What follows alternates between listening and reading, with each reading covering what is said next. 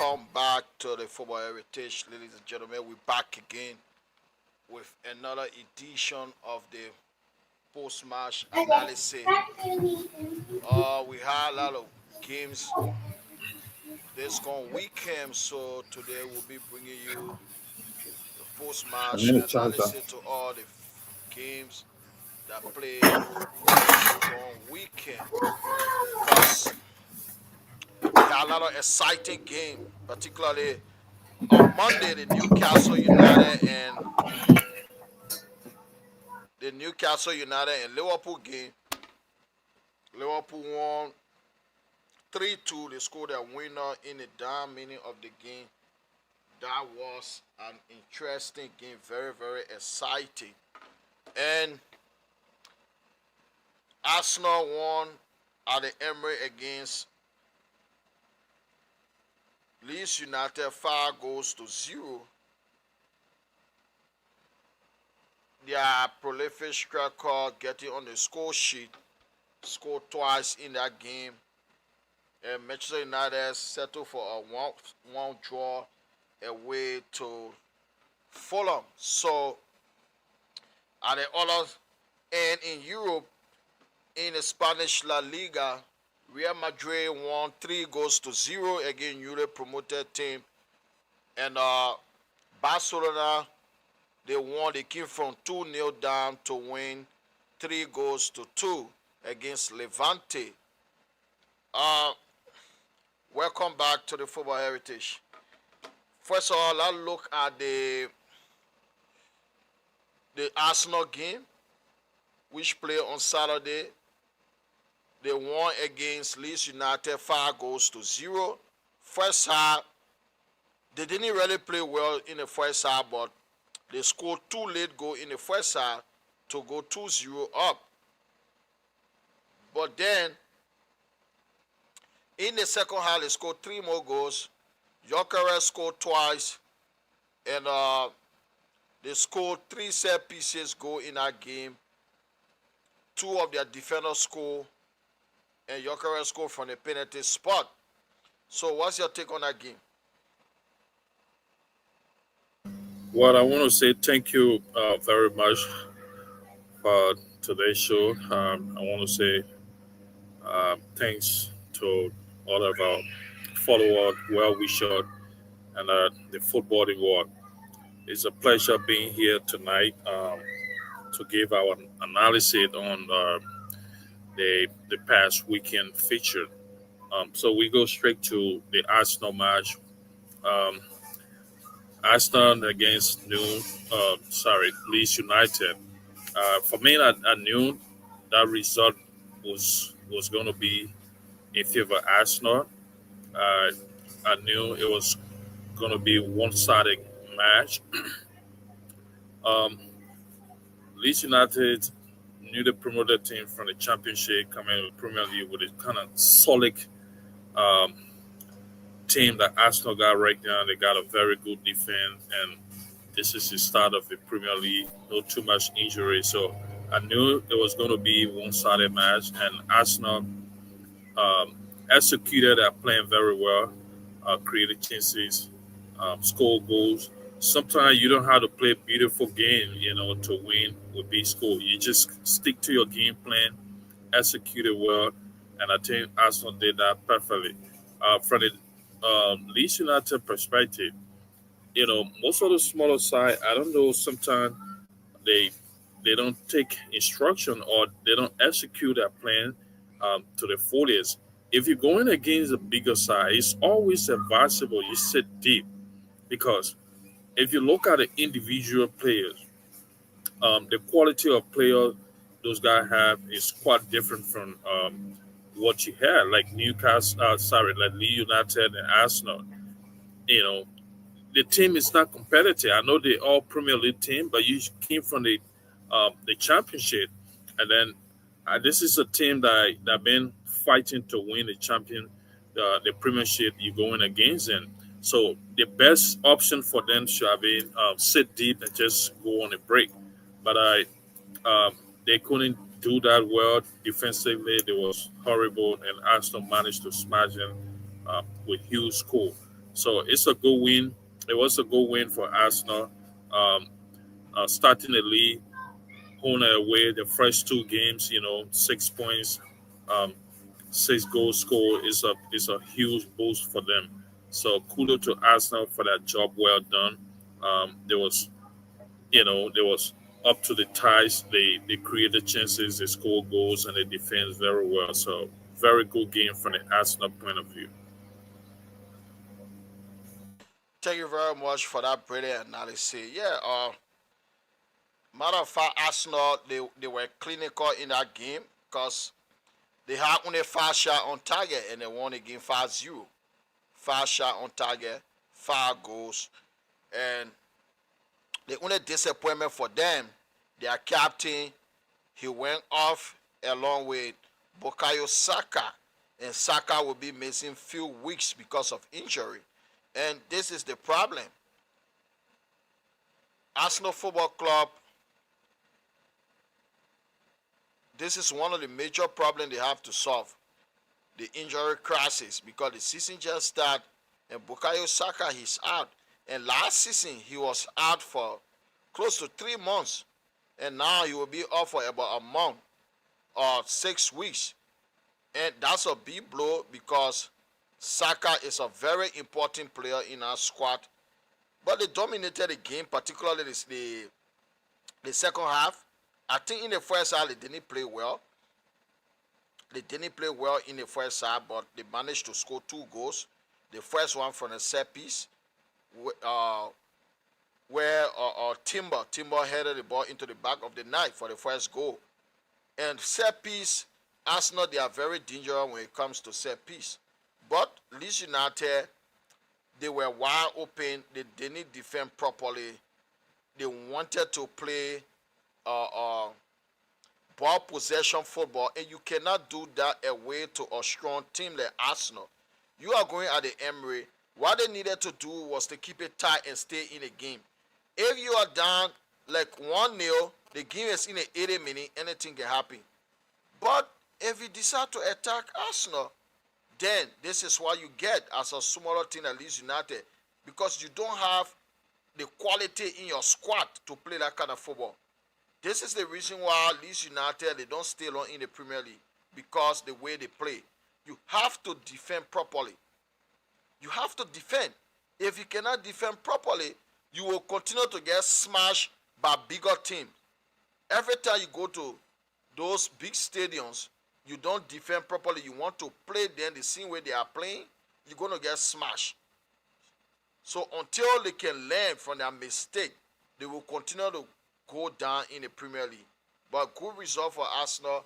First 2 games of the season, 6 points, good start, 6 goals scored, 0 goal against. That's a good start. Hope they can maintain that, but it will be very difficult for them to do, because as we observe for the past 3 seasons, Arsenal always start the season well, but at the end of the season, they collapse. So we move on to the Man City game. Manchester City coming into the game, Pep Guardiola having spent over 400 million pounds since the January transfer window, trying to build a new squad. But yet, another disappointing performance against Tottenham Hotspur, the team that usually beat them anywhere they meet. They lost. They were nowhere near their best. They lost 2-0 at the Etihad against a strong Tottenham side. What's your take on that game? Well, as we always said, since last season when Man City started struggling, um, people thought that Man City had so many injuries, so they were struggling because the absentee on the team. Rodri, Phil Foden, and Akanji, and the rest of the guys. But we kind of noticed that there are so many new players that have been brought to the team since January.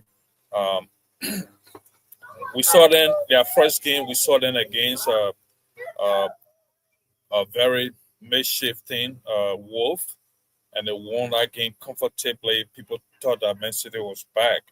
I always said that Man City invested a lot in the midfield and the wingers, but they forgot, to invest hugely in the defense, and it was one of the major problems last season.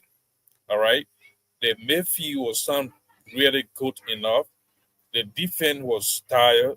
Um, if you look at Ruben, um, in our defense, this guy, he's one of the he's one of the tired players in our defense, and he's the only solid person Man City looking at.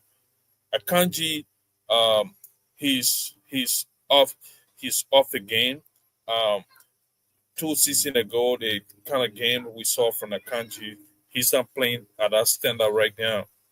So they were again exposed against Spurs. We saw it. Um, they played a high pressing game against Man City. That's what Spurs played, and they succeeded. And Man City was like that last season. If you play a very high pressing game, they lost concentration. They lost the pack up in the middle to the opposition team, and then they get smashed up. We saw it against Spurs again. When the first 15, 20 minutes, they put out they put out a lot of energy. They tried to go for it, and as soon as Spurs get situated in the game, they started um, going on the attack, pressing hard, and then they managed to get a goal. See the kind of goal that they concede. The defense stayed the same. And Man City are going to concede a lot of goal this season because there are a lot of teams in the Premier League that will be playing that high pressing game when they come against Man City. Spurs exposing. So it's just the same old thing. Those new players that came in, Mamouche came in January. People thought this guy going to be scoring a lot of goals. He bring different uh, different energy to the team. But this is not one man show. When it comes to Man City, you got to get that defense. You need a real young energy in that, more especially in the center defense. All right, they signed a very good player from Wolf that played the left back. Attacking wise, this guy is good. Anari, he's good attacking wise, but defensively, and unfortunate for them, he sustained an injury in that game. He couldn't see it in the game. So it was a brilliant game plan from Tottenham Spurs. Um, they executed well. Richie Allison was phenomenal. He kept on challenging those guys. He didn't score, but he present in that game. His effort, the energy he put in, it was so huge for Tottenham Spurs. So it was a very big win from the Tottenham standpoint, going at the Etihad to win like that. But especially Spurs won Man City 4 goals to 0 last season. So I personally thought that it was going to be a vengeance match. They were going to go for revenge, but it was not in the case of that. Um, if you look at the statistic, Spurs were very, very, instrumental. They were so good in that game. They created chances. They defend well, and their game plan went so perfect for them, and they got their 3 points. So Man City is going to be like that um, this season. They're going to find it difficult this season. They're going to struggle defensively. We saw it already. They have been exposed. So I think it's about time for Pep Guardiola um, to get rid of the entire center because all those guys in the center defense, Johnston, uh, Ruben Diaz, those guys are old players, that he stayed hanging on to. They're not that old, but they've been on the team for a very long period of time. They lost that energy. If you decide to keep those guys, they're going to struggle. They're going to continue struggling defensively. That Mayfield is not too, it's not too bad. You have so many new players in that Mayfield. Those guys need to play together. They need to get used to each other before they really start performing. If they come against a smaller side team, they'll do their best and try to outplay because of the experience. But a well seasoned Premier League team that played a very high pressing game. They're always going to struggle. So, um, bringing 3 points from Tottenham Spurs and not good for Man City. So it was a terrible game for from the Man City standpoint. Thank you very much for that. Yeah, City, they still going to struggle this season because if you look at Pep Guardiola record, or team, Guardiola has never rebuilt any football team in his entire career. So this is new for him. It is very, very challenging. They started again. The first 15 minutes, actually, they really started. They were on the front foot. They tried to get an early minute goal, but as we all know, Thomas Frank, he was the coach at Brentford last season. And defensively, he is good. His team, any team he's coaching, that team can be solid defensively. That's the first thing he look at. When you look at the game, Tottenham, they were pressing. They press higher up the pitch. And you look at the midfielder, you look at Paulina, you look at Matassa, Bentancur. Those three guys, they were all pressing. They never gave up. They pressed. And you look at the foul line, the way Kudus was turning defense into attack. Richarlison was not giving breathing space to the Man City defense. They were all awesome. The back line, Christian Romero and Mickey Van der Ven, they were colossal at the back. So it was not surprising when Tottenham Hotspur, when they scored the first goal, and from there they scored the second goal. Man City, they have few chances in the game, particularly on the stroke of halftime when Erling Haaland, free header, he had the ball over the crossbar. But City, they have a problem. And Pep Guardiola, it was not right for him to sign that contract, in my opinion, because you have never rebuilt any team. That a team is struggling for a year or two, and all the players, almost more than 50% of the players that won his previous championship, they left the team. For him to rebuild, he has never done it in his career. And looking at this City squad, they still have people like Bernardo Silva. And when you look at the midfield they started with Nico Gonzalez, he was nowhere near his best. Tijani Randers and Ryan Shawkey. Shawkey struggled. You know, the first game, they beat Wolves, good day, and they were all chilling. Shawkey was impressive in that game. But again, Tottenham, those guys couldn't put 3-4 passes together. They were so disjointed, giving 40 passes throughout the game in the middle. Shawkey, Nico Gonzalez, they were awful. And it's going to be difficult for them. Looking at the defense, Rico Lewis is bank average. You cannot give Kyle Walker out and keep people like Rico Lewis. We know Rico Lewis is young, but Rico Lewis cannot start for any top team in the Premier League. He's bank average. Because City was winning those years, this is why Rico Lewis, he looked good at that time. Every average player, when they are playing on a winning team, they will look good. But when the team start to struggle, you're going to see how average and how terrible they are. And the new Mercedes team has really exposed players like Rico Lewis. Defensively, they are not okay. Ruben Diaz, he has passed his best. John Stone, injury prone. He always struggle. And look at the goalkeeper they have now. Trafford, this guy was in the championship. And benching Ederson because they want to get rid of him for Trafford is not a good decision. Trafford, he's not a good goalkeeper, in my opinion. He's not at Ederson level, even though he doesn't want to maintain Ederson no more. But replacing Ederson with Trafford, that would be a disaster. Until maybe they can sign Donnarumma from PSG, because Donnarumma is on his way out of PSG. But they still going to struggle even they sign a new goalkeeper because defensively, Man City, they are awful. And Guardiola doesn't have that track record of rebuilding any team. He he doesn't have idea to do that. He always goes to a team that have the best player. Guardiola track record, check it. Everything Guardiola joined, they almost get the best players in the world.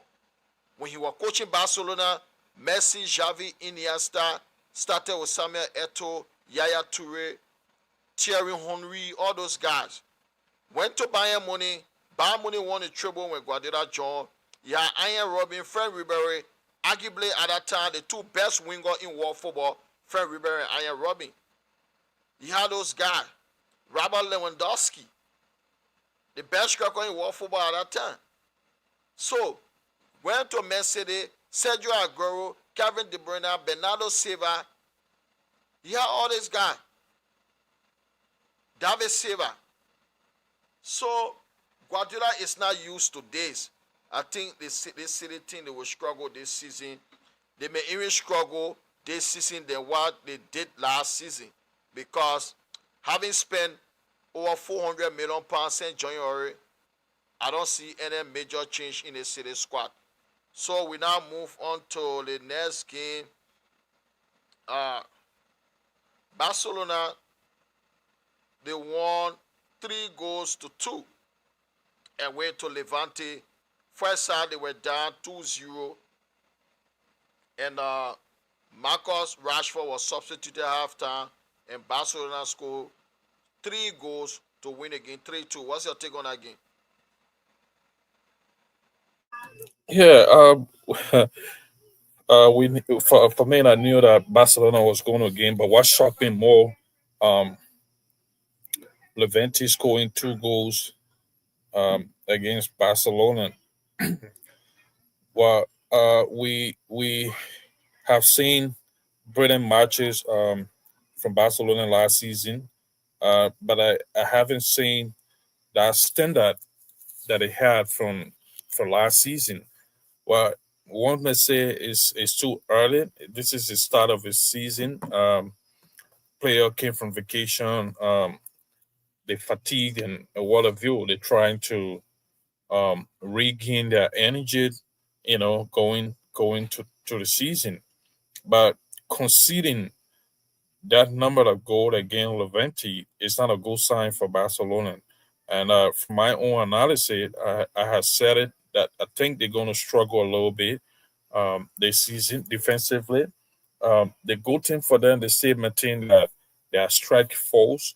Um, they still got those guys, and they are all Britons when it comes to creating and scoring goals. Barcelona won that game because they outscored Levante.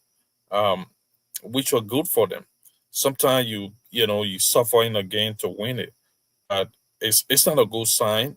So I think those are issues that the coach should be looking at, and I think he's gonna look at it to see how best he can address their defensive problem. Because conceding goals, I mean 2 goals in a game, and then went down and all the stuff, it's not a good sign. A lot of things gonna you know watch your clip. They're gonna watch you how you play, how you concede those goals, and try to capitalize on some of those mistakes that you made in your next coming game. But Lamine Yamal, um, Lewandowski, Rafinha, they stayed, got those guys up there, and they will continue to do their best to change game for them. But I think that game, um, Levante, from the Levante standpoint, I think they kind of deserve a point from that game. Unfortunately for them, they lost all 3 points, but um, it was not a good result for them. But they did extremely well going toe to toe with Barcelona, and Barcelona end up winning again 3-2. But from the Barcelona perspective, 3 points is what matter. It doesn't matter how you got it, but they got the job done. So good game from the Barcelona standpoint. They got a 3.2 win out of a two, so that's a good start for them.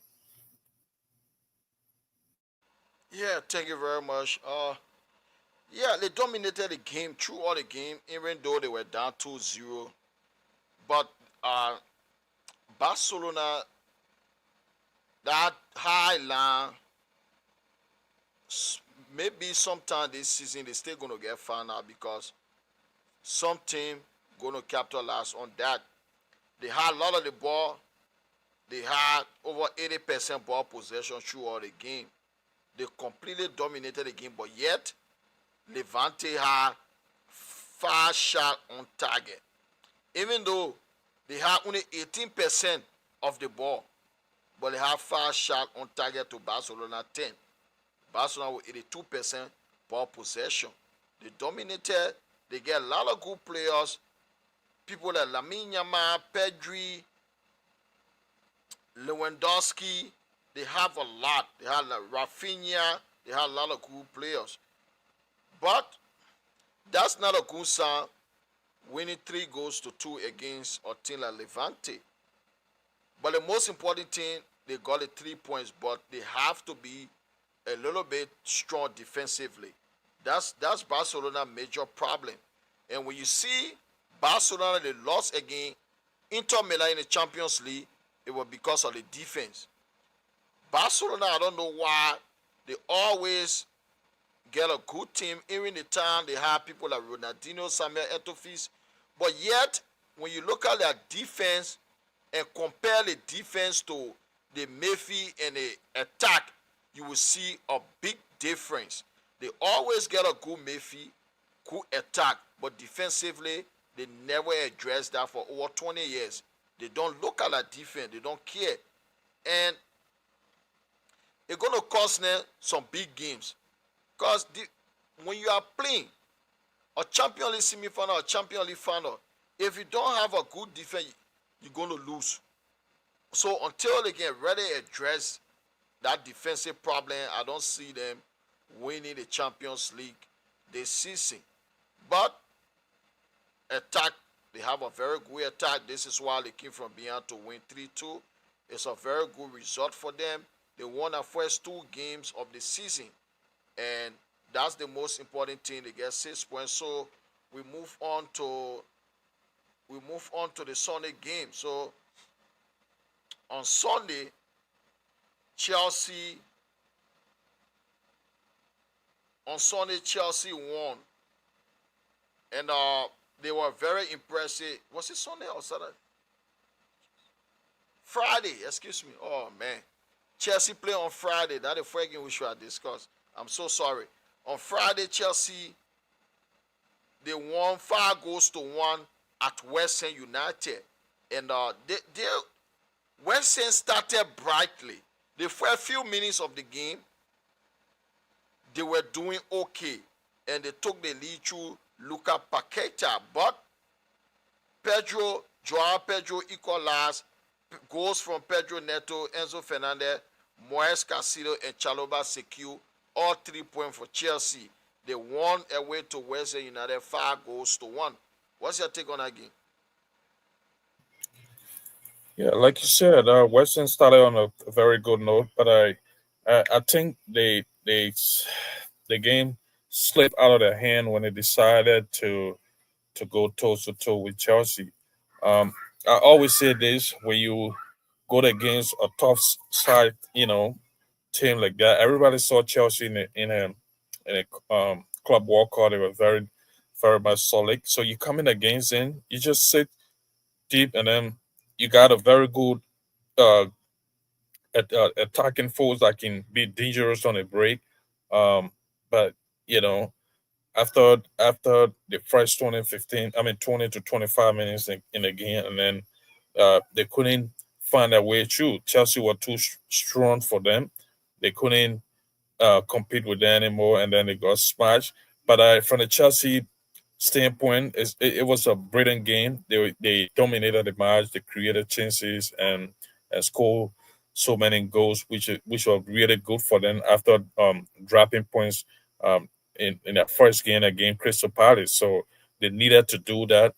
I do believe the message that was given um, to the players by the manager they kind of like focus on it and execute it to the fullest, because you don't want to, drop points in your first two game after dropping point in the first game. So they couldn't stand that. They couldn't you know go for another draw or loss. So it was just one thing on the mind of Chelsea, that this game we got to win. It's a city derby, but we got to do everything possible to win, and I think they executed that very well. This defensive league, I think Chelsea is getting better bit by bit. We all know that midfield is very compact. When Caicedo is in the midfield, and then you know he always does what he do. He helped the defense, and then he breaks attack. So he was up to his task, and um, Chelsea needed to step up again. They got criticized after the first match, so they did that, and then they got the 3 points with 5 goals, which are really good for them. So um, West End just need to go back and rethink and see what best they can come up with, because they never stick to that game plan, so the game slip out of their hand. Like you said, it was doing pretty well the first 15 to 20 minutes in the game. And I think those things happen when you decide to lose concentration, you decide to lose track of your game plan. If you stick to your game plan, sometimes you may lose, but conceding that number of goals was too heavy for them. So good game from Chelsea. They got that 3 points. I think it was important for them. They needed to do that, and they did that very well. So bad result for West Ham. Yeah, bad result for them because you playing home, getting smashed by your London rival 5 goals to 1. They get hammered. The hammer got hammered at home. That was a terrible result. You don't want to lose 5-1 in your first home game. That was terrible from them. They started well. Lucas Paqueta scored, and I thought they were going to give Chelsea a game. They were going to cause a lot of problem for Chelsea. But instead, Chelsea, particularly before the game started, uh, Chelsea, their midfielder Cole Palmer, he sustained injury during the warm-up, and the young Brazilian came for him, Estevao William. Estevao William came on for Cole Palmer, and he was excellent in that game. He played very, very well. Pedro Neto played well, and there are two holding midfielder, Moise Casido and Enzo Fernandez. They were very, very good in that game. They were excellent. They were magnificent in the middle of the park. Defensively, Marc Cucurella was very good, and Malo Gusto also, because he replaced their captain Reece James. Reece James didn't start the game on Friday. He's the captain, but I think because he's injury prone, this is the reason why the coach doesn't want to play him in a lot of games. But Chelsea, they did extremely well, and to score 5 goals away from home, that's a magnificent result for Chelsea. And because their first game of the season, they drew 0-0 at home against Crystal Palace, so this game was a vital game for them. They had to win, and they won the game 5 goals to 1. They were very, very impressive. So kudos to them. And now they have 4 points. And Joao Pedro scored a first Premier League goal for Chelsea on Friday. So now we move on to Sunday. In the Premier League on Sunday, Manchester United played to a disappointing 1-1 draw away to Fulham, a ground that had been a good ground for Manchester United in recent time. They have won there the past 3 years, and they drew 1-1. They started the game brightly with few chances, brilliant save by the goalkeeper from Matthias Cunha, and Cunha hit the post. But after that, Fulham, they started to play well. Man United had a penalty missed by the captain Bruno Fernandes. They scored in the second half, but late in the game, Fulham scored through MS Smith Rowe to make it 1-1. What's your take on the game? Well, I think it was very disappointing match for Manchester United. This is Manchester United. This is one of their problem. You cannot have a very fine match again, a competitive side like Arsenal. Man United had a very good game against Arsenal. Unfortunately for them, they lost the game. Um, these things happen. You can play a very beautiful football. You do everything that you can, but then at the end of the day, you lost the game. And then you just came from that a week ago. You lost your first game at home, and then got the opportunity to go to Fulham. We know Fulham can be offsetting sometimes. They cause problem for bigger size sometimes. But why can't you take the same energy to the Fulham game? You know, they started playing like so relaxed, like they got so many goals. Bruno Fernandez, that was a very poor penalty. It's unusual to see this from him. Um, I was looking at the replay. I think his decision not to go back and reset the ball contributed um, to the ball elevation like that. Um, Usually, you see players, always go back to reset the ball if the referee has some issue where the ball was set, and that happened. He didn't go back to reset it, and then he just went and blew it over the bat. That was a horrible penalty from Man United. But let us take into consideration that was made. All right, Man United still managed to get in the game, but defensively the game they was exposed. Um, they equal four and got the equalizer, but I don't really think Man United did a very good job in that game, or especially after playing brilliant against Arsenal, and then your next game, going against Fulham, and then you just play like you're so relaxed, like you in control of everything. Um, I expected Man United to go for it. I expected the same energy that they had in the Arsenal match. I expected the same energy, but it was not. We saw players walking. The pressing was different as compared to the previous game against Arsenal. So it was not a good game for them. And I think the coach, the manager was so frustrated. You could tell from his interview, he was not happy with the performance of his team, and those are things that he got to work on. He got to keep addressing all the time, because you was given chance. You came in January. We agreed that you didn't have the rightful players. Now you had a whole summer to yourself, and you brought in a couple of players. Attacking wise, you brought in two good attackers that know the Premier League, that understand the league, and then those guys was not effective. They were very much quiet, but especially in the second half, Kuhan was not really good, So the level of the team, kind of dropped after the first game. Their level dropped significantly. If they could have applied the same energy that they brought in the Arsenal game, it was going to be a different story. But I think it was well deserved point for each side. Forehand two on the other side, they fought to get the goal back, and that was good for them.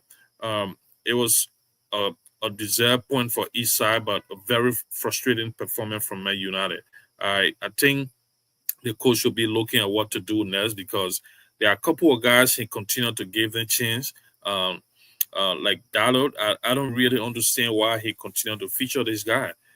If you play that guy offensively, he had to be good defensively. He got to play dual role, but I don't see none from him when Dalot is on the pitch. You don't see like, oh yeah, this guy is really defending or he's really attacking. He giving a lot of crosses and all the stuff. So those are things he got to address. He got to bring in the right person. His pairing is what suffering Man United right now. I think you got some good players over there, but the positioning of those players, and then the pairing of them, who to start, who to come from the bench, and all this stuff. So Ruben Amorim, he got a huge task on him. Manchester United is not going to wait. They're not going to be patient for that long as compared to other club what they do to other manager around the Barclays Premier League. So he's given a chance from January 9. He got the whole season. If he doesn't perform, he doesn't produce, I think Man United going to let him go. So this is a crucial moment for the manager and Man United. You got to turn things around. You got to do what you were brought for. So it's a very critical moment for him, and he was so frustrated. You could tell from his action and his post match. Um, his post match conference was, he was unhappy, but well deserved point for Fulham and Man United, and terrible game from Manchester United. Thank you very much. Yeah, Man United started the game the first 15 minutes. They started the game how they started in any Arsenal game. But after they missed the first two chances, hitting the post and a save from the goalkeeper, their performance dropped. And few things, the coach, he's not going to get a lot of time.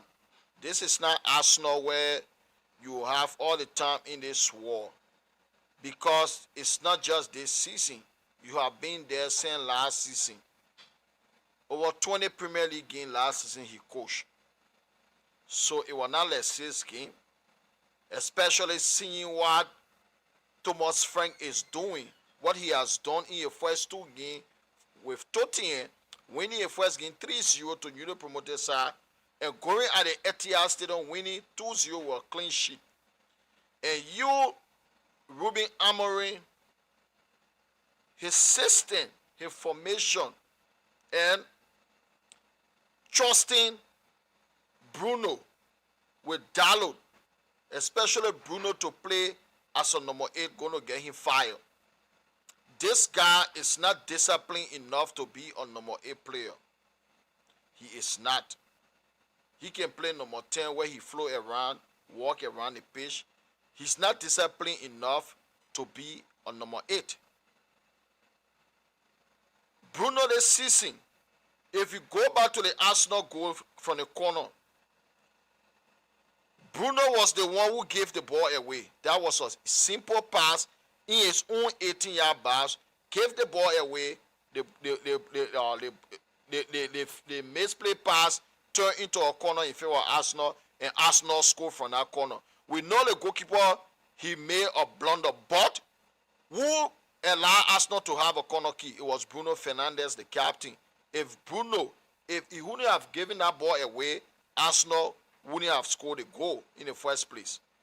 On Sunday, Bruno Fernandes missed a penalty, which of course any player can miss penalty. But his behavior, he got a petulant behavior, behaving like a kid, complaining about everything. A referee mistakenly hit you from the back. Why are you so angry? It was a mistake. Even taking it to the press conference saying you were angry because the referee hit him from the back. So what? When the referee hit you from the back mistakenly, so what? Is that why you missed the penalty? He missed the penalty, but he was awful in the game because he's not a central midfielder. He cannot play that position. He was so awful, giving misplaced passes. Instead of giving a 5-yard, 2-yard passes to the red player, he would give a 30-yard or 40-yard pass, which will go on a play for throw into the opponent. He is not disciplined enough to play that role, and it is the coach's fault. He is playing in the wrong position, and no matter how he performs, the coach can never substitute Bruno. So he will get fired because of that. How on earth Bruno will be the worst player on the pitch, but yet he will play the entire 90 minutes? Substitute Casemiro and allow Bruno Fernandes and Mason Mount to play as a 2 central midfielder. Where have you seen that? That can never and ever work. There is no football team in the world who use Bruno Fernandes and Mason Mount as the 2 central midfielder, the 6 and the 8. It's not going to work. There is nowhere in the world that's going to work. And who is responsible for that? It is the coach. The coach is responsible for that. You look at the Fulham goal, the two Portuguese guys he trusted, Dalot, no matter how Amad Diallo is performing as a wing back, he is still a threat going forward as a wing back any given day than Dalot, than Diego Dalot. Dalot gave the ball away, and Bruno's didn't track the runner. Smero passed by Bruno. Bruno stood there. He refused to track him. He stood there. Smero passed by him and scored a goal. Because he's not on number 8 to track runner. The responsibility of the two central midfielder is to track the runner. The runner from your opponent midfield. You have to track them. And Bruno, he is not disciplined enough to do that. So it still falls on the coach. The coach is responsible for that. He is the one that decided to buy two number 10s. Even though he has Bruno Fernandes and Amawu can also play in that position, but he bought two number 10 instead of buying a central midfielder. So it is on him. It is on him as a coach. He is responsible for that. And time is not in his favor. So, 2 games, the minimum point mentioned in Arsenal game, 2 games at 4 points. Draw against Arsenal. Bruno was the cause. Bruno contributed to that goal. He gave the ball away for the corner kick. And on Sunday, Bruno Fernandes contributed, he and Dalot contributed to the goal that Fulham scored, and he missed the penalty. So, 2 games, he contributed to Manchester United losing points, vital points in those 2 games. And it is the coach who decided to keep Bruno Fernandes when Al Hilal paid £100 million for Bruno Fernandes, or 31-year-old £100 million. Then you allow him to decide whether he should stay or go. How are you allowing a player to decide whether to stay or go? They should have taken that money and bought another central midfielder to replace Bruno. But that was a mistake from the coach. And if he doesn't sort it out, but before October, he will be out of his job. Because it is on him. He is the one who has decided to use Bruno Fernandes and Casemiro as a 6 and 8. And it's not going to work. This league is a fast league. You cannot use 2 slow guys in the middle of the park to be your 2 central midfielder. And you have Kobe Menu. 0 minutes. How can a coach explain that? Bruno has been awful. Kobe gets 0 minutes in 2 games. How can you explain that? We all watched the game. Bruno was awful Sunday. He should have been substituted at halftime. If any good coach that means business, he should have substituted Bruno at halftime. But he decided to keep Bruno for the entire 90 minutes. Kobe Meno, 0 minutes. And you cannot explain that to any Manchester United fan because we know how Kobe was impressive. He was our best midfielder before the coach came. So how now you cannot find anywhere on the page for him to play? How is that possible? How is Casemiro and Bruno playing ahead of Kobe Meno in the middle of the park? You have to explain that. And you are not getting result. If you are getting result, nobody is going to complain. But you are not getting result and Kobe Meno is on the bench. There is one thing for you to be on the bench, and there is another thing for you not to get a minute at all. For Kobe Meno to not get a minute at all in Manchester United first 2 games where they didn't win any of them, as a coach, he has a lot of explanation to do, and time is not in his favor. Eventually, he's going to get fired because Manchester United will not even wait for him. This is a man who has never won 2 Premier League games in a row. So, he has to change. If he cannot change that system, because that system, there is no way Bruno Fernandes and Casemiro can go away from home and play in that system. If it's a home game, because of the home crowd, a lot of teams will come to defend, they may play well.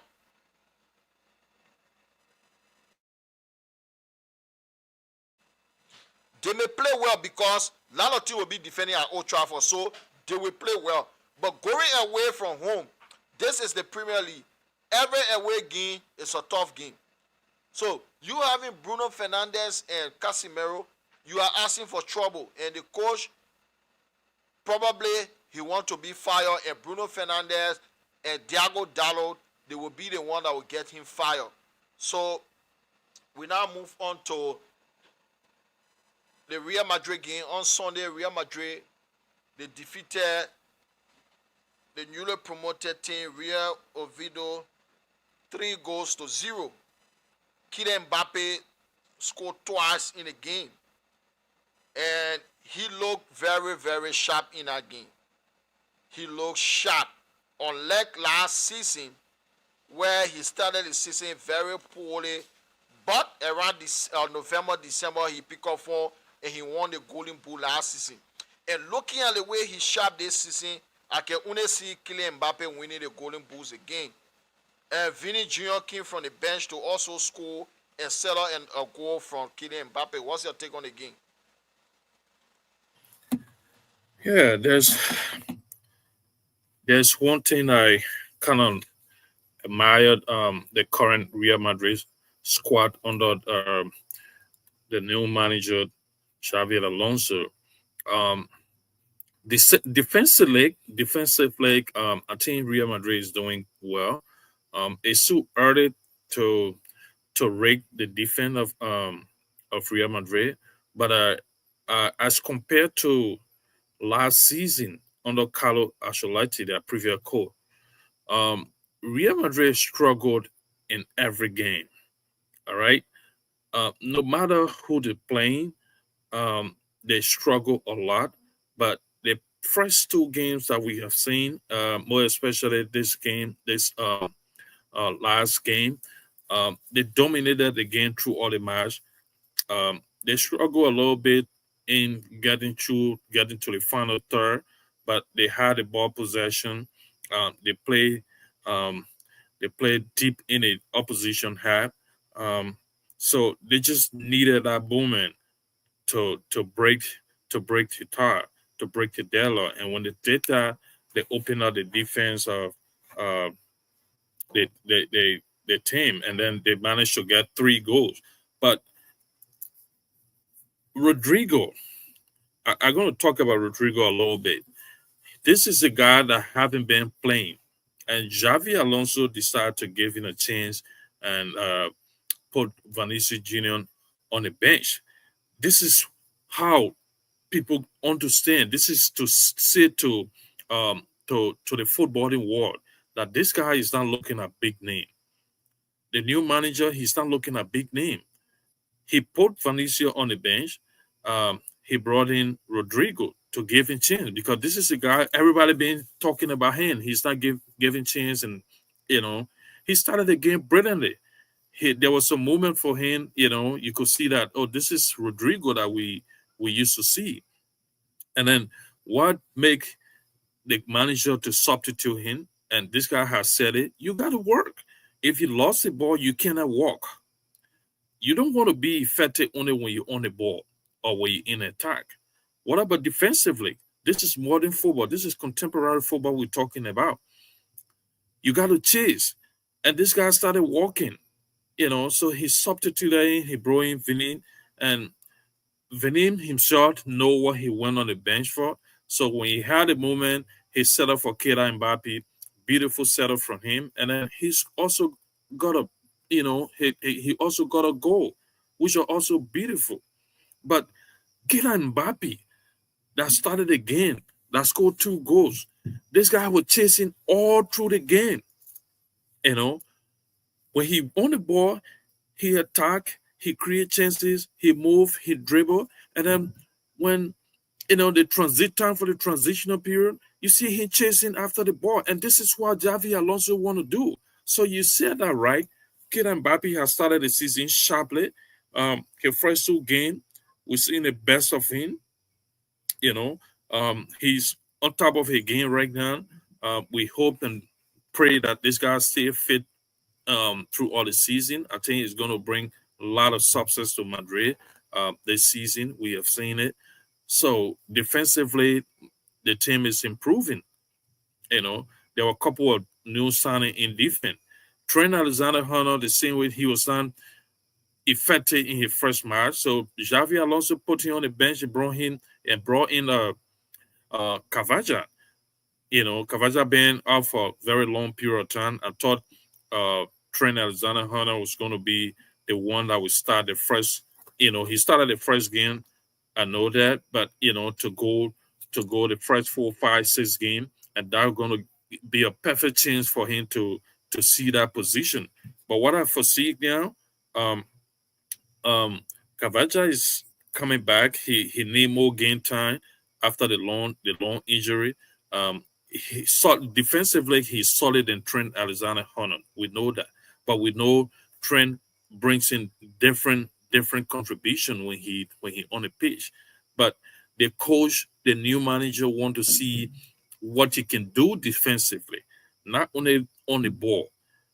Those are key points that he's looking at, and you're going to bring dissatisfaction to a lot of players that think they will just sit there. They only contribute when Madrid is attacking. He don't want that. He wants you to contribute off and on the ball. When you on the ball, you contribute. When you off the ball, defensively you got to work. So it was a very good game from the Real Madrid standpoint. They executed their plan very well. That Goulet, that kid in the midfield, he been instrumental in the first 2 games, and I think that kid needed some time. You know, Ancelotti, he didn't have the chance because of Modric, a veteran midfielder, was still there, but he's gone now, so he got some release. He got to believe that this is my time. I got to do what I got to do, and Chomini also was brilliant in a defensive role. So defensively, the team is doing well until they can get tested again. A very tough side, like we saw it against Paris Saint-Germain in the Club World Cup. But as it's staying, they doing absolute brilliant defensively, and I think it's one of the things that Xavi Alonso decided to address because he don't have problem, and I don't think anyone going to have problem with Real Madrid going forward. Those guys up there, Kylian Mbappe, he's very good. Vinicius Junior, when he's at his best, he caused a lot of damage. So offensively, Madrid don't have that big problem, but defensively, starting from the midfield, and this guy have been working on it, and we saw it in their last 2 games. So a very good game from the Real Madrid standpoint. Yeah, Madrid, they were excellent in that game. It doesn't matter whether it's a newly promoted team because away from home, especially the team you are going up against, if it is their first home game, it's gonna be a tough game. And Mbappe, he looked very, very sharp in that game. From the start of the season, the first game, he was also brilliant in our first game. But Sunday, he was different. And I think defensively, Madrid going to be much better this season than last season because Xavi Alonso is a defensive-minded coach. He's not a coach who allowed a lot of gap between the defense and the midfield. So defensively, I can see Madrid doing well than last season. And he started 2 young players in that game, Ada Gula and Franco Mastanu. Mastanu. And this kid, he's a brilliant footballer from Argentina. And he was the biggest talent in Argentina. They gone Argentine Premier Serie A or Premier League. So moving to Madrid, and he got a big heart. With the level of performance, if he continue, I think he will go far. Antonio Rudiger and Hudson, they were brilliant. Dean Hudson, they were brilliant in the defense. Danny Carvajal was also brilliant. He started over Trent Alexander-Arnold. So I think what Xavi Alonso trying to do is for everybody to compete for position on the team. So I think the only person in the entire Madrid squad that is guaranteed of starting is Kylian Mbappe. Apart from Mbappe, I don't think anyone is guaranteed to start on our team. Rodrigo didn't start the first game. He started on Sunday, and Vini started the first game. Sunday, Vini didn't start. But it's a good thing.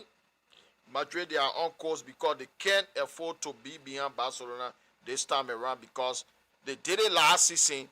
They were behind Barcelona at a certain stage. Then they went above Barcelona, but with the draft from Barcelona because they lost the league title. But if they lost the league title, but this season they can't afford to do that. They have to compete. Xavi Alonso, he knows. He played for Real Madrid, so he knows what is at stake. Because at Real Madrid, you're not going to have a lot of time. You are not going to have time at Madrid. You have to win. That's it. Madrid, you have to win by all means. Nobody going to give you time. There is no phase in Madrid. You only hear phase one, phase two. The only player you can hear that are Arsenal say the manager is in phase one, is in phase two, phase three. No. At Madrid, you only get one opportunity. If you don't win, they will show you the door because they want people to come in and win immediately. No faces. So that was a good result from Madrid. So we move on to our last game. Yesterday, Monday, Liverpool at Newcastle United. And it was a very exciting game. Liverpool won 3-2. They scored in a dime minute. Newcastle United had a man sent off in stoppage time first half. Aaron Gordon was shown a direct red card after he fouled Virgil van Dijk. What's your take on the game? Yeah, that game was a very intensive match. I knew it was going to be like that. We saw the last time Liverpool played against Newcastle when they got, you know, when they took away the callback call from Liverpool. It was the same approach to that game. The different was they had a very sharp attacker up front for them, Alexander Isak. This time around, he was not there. And then the approach to the game was different. Different in the sense that they decide to be very tough. Have to be very ruthless when it comes to the high pressing, and I think it was working for them. But then one thing you got to understand, when you got the players who is not used to the kind of high pressing, like the light of Gordon that considered the red card he attacked. I mean, the challenge on Van Dijk. It was horrible. Because he's not a defensive minded player. So you going in such a way, will cause you, red card, and that's what happened. And another thing that caused them so many problem was the high pressing. It resulted to some injury. We saw Jolinton, left a page the same way because of the high pressing, and then another guy in the defense, I just forgot his name. He went out because of the high pressing. But it was a good game plan for them. But when you're doing these things, you got to be very careful. You got to be very careful because the team you're going against are the defending champion. They got a very good attacking players. They got some players that are very clinical when it comes to that. So Liverpool was just sitting, they realized that Newcastle wanted the ball. They wanted to keep the pressure on them. And then they managed to absorb the pressure, in the first half, which was really good. Defensively, they was solid. There was a couple of mistakes from Konate, but it was rectified by the rest of the guy in defense, including Anderson, the goalkeeper, Allison. So they had a very good game plan. But when they conceded the goal and then they conceded the red card and then the start of the second half and conceded another goal, that was the turning point from the Liverpool standpoint. When they did that, they felt that they were in control. They felt that they were in charge. So they kind of relaxed a little bit. And then it didn't take no moment when Newcastle picked up. They were already playing with high tempo games. So all they decided on, well, gentlemen, this is it. We're down 2-0, and then we're down with a man, 10 against 11. We got to go for kill. We can sit back and allow this guy to come and smash us. And I think it was a very good move from the Newcastle management, because if you're going to sit and feel that, oh, yes, we down to one man and we're down 2-0. Let's just defend. If you do that, they're going to get smashed by Liverpool. But it was a very clever move by the management, and then they decide to attack Liverpool. And Liverpool stay vulnerable defensively. Almost all of the game that they have played so far, they concede so easily. It was a terrible mistake from Keka, the first goal. You cannot be marking, you know, somebody, from the set piece, and then you try to turn away from the ball. If you do that, the attacker, he got his eyes on the ball, you know, any attempt from you, either you fire him or he hit the ball, and that's what happened. You know, that's how Newcastle got their first goal. That was a terrible mistake from him. We saw some error from him in the first game as well. So those guys were brought in, more especially him, because they realized that Robertson is getting tired. They needed somebody, they needed a fresh player that got energy to fill in that position. But it's still early to rate this guy because we saw a lot of good performance from him when he was at Baltimore. But I think that was one of their first mistake. And even the second goal that they conceded, Newcastle equalizer, Konate, you know, poor attempt to go in the air, and then you go in the kind of position you got to make sure to hit the ball. You know, he lost the ball slide on him, and it went right in front of the attacker, and the goalkeeper were out. When they played the ball, it beat him, went to a 2-2 at the moment. But this is the beauty of getting a very good attacking force that can outscore. And this is the kind of situation that helping Liverpool right now because they outscore the opposition. It happened their first game and it just happened. But I think the managers have seen enough from those guys in defense. He got to work on it because you cannot win the Premier League with those kind of terrible defending. You got to address this situation and you got to do it so fast.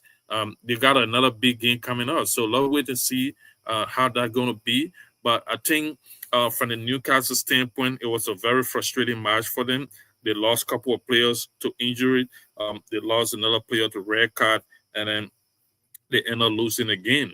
It was not a good day for them. It was a very, very bad day for them with all the energy, with all the effort, they put out in that match. From the Liverpool standpoint, they struggle because you cannot allow yourself to struggle against 10 men against 11.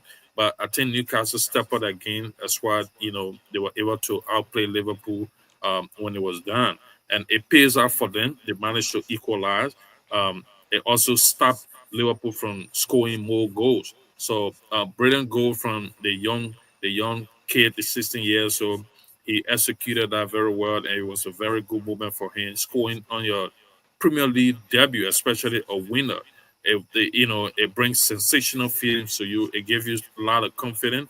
I think that young man is the happiest man so far in the Barclays Premier League this weekend. He came in the right time. He was at the right place at the right moment, and the placement of that ball, the way he curved that ball, it just showed the quality of that kid, and he was just unbelievable for the few moments he stepped on the pitch. But good result from Liverpool. Not the best performance, but good result, and a very sad day for Newcastle. It was. Thank you very much. Liverpool, for me, when it started, Soboslai as a right back, I'm like, why are you starting Soboslai as a right back? Even though Jeremy Frimpong was injured, but you still have Conor Bradley who played a lot of games last season as a right back. So why are you starting one of your midfielders as the number two? That was a red flag right there. And Newcastle United, they always play hard tempo game at St. James's Park. They are very physical. You look at our three midfielders, they are so physical. They barely get tired. Joe Linton, Sandro Tonali, and Bruno Guimaraes. Those guys are physical. Every time they play a team, particularly a B team or B side at St. James's Park, they made the game to be physical because they feel that when they are physical, they will be able to overrun your Mayfield. And most of the time it worked, particularly against Arsenal. Usually they use that physicality to win. Liverpool, they were brilliant going forward. And they took the lead through Gravenberg. But early into the second half, first 1 minute, Hugo Ekitike made the game 2-0. So at that stage, particularly Newcastle, having gone down to 10 men in injury time of the first half, and Liverpool scoring the second goal early in the second half, you are everyone thinking that Liverpool are going to smash Newcastle. 2-0 up, and with a man down, you're thinking that they're going to smash them. But Newcastle United, they rally around. And that first goal that Newcastle United scored, Kirkers, he has been struggling. The first game he struggled against Antoine Semenyo. Semenyo caused a whole lot of problem for him in the first game. And on Monday, he also struggled. He struggled a lot. And he was the cause for that first goal that Bruno Guimaraes scored. Why are you not competing for the ball? Why are you not going up to head the ball? Why are you not going for the header? And Bruno Guimaraes had the ball right on top of him to make it 2-1. And Newcastle United, their fans were sensational. They kept sinking. They kept pushing their boys. And in the 88th minute, Newcastle United, they equalized. So at that stage, you thought that, oh, game is over, because 88 minute equalizer from the home team, even though they are being down for the entire second half. William Osula scored the second goal for Newcastle to make it 2-2. But the 16-year-old Rio Ungumua, he came from the bench to score on a Premier League debut to make it 3-2 in favor of Liverpool. And that's a feeling that he's going to remember for the rest of his life. Coming from the bench on your Premier League debut, scoring the winner, that's a great feeling as a 16-year-old boy. And Liverpool, their coach, got to sort out their defense, because you cannot be giving 2 goals away in every game. It's not sustainable. Giving 2 goals away every game not sustainable, because against a bigger opposition, you're not going to win if you keep giving away, because you may not even score 2 goals. So if you give away 2 goals, you may not win that game. So he has to sort his defense out, because defensively, they look shamble. They are all over the place. There is no cohesion in our defense. Konate, I don't know whether it's about the new contract or why he's struggling. His head is turned, sending Real Madrid linking. He is struggling for form.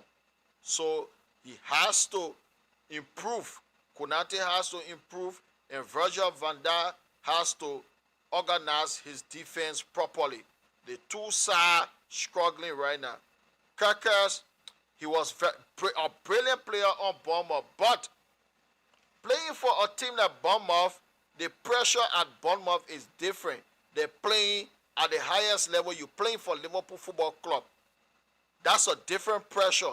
The check can be heavy for some players. So Kirkers, he has to improve.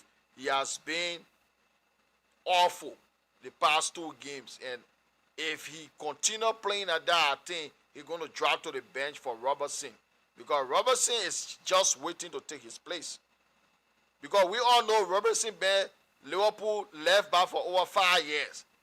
So because he dropped form for the past 2 seasons, this is why he's even on the bench. So you, as a new addition to the squad, if you don't perform at that level, you're going to be dropped eventually, because there is no time to waste at a bigger club. So Liverpool coach, he had to sort it out, and Newcastle United, they have to get a striker in. This is the problem. You cannot play Anthony Gordon as a striker. He is not a number 9. They have to get a number 9 in. They have to. The relationship between Newcastle United and Alexander Isak has to end. They gotta divorce. He doesn't want to play for the team. You cannot force a guy who doesn't want to play for you.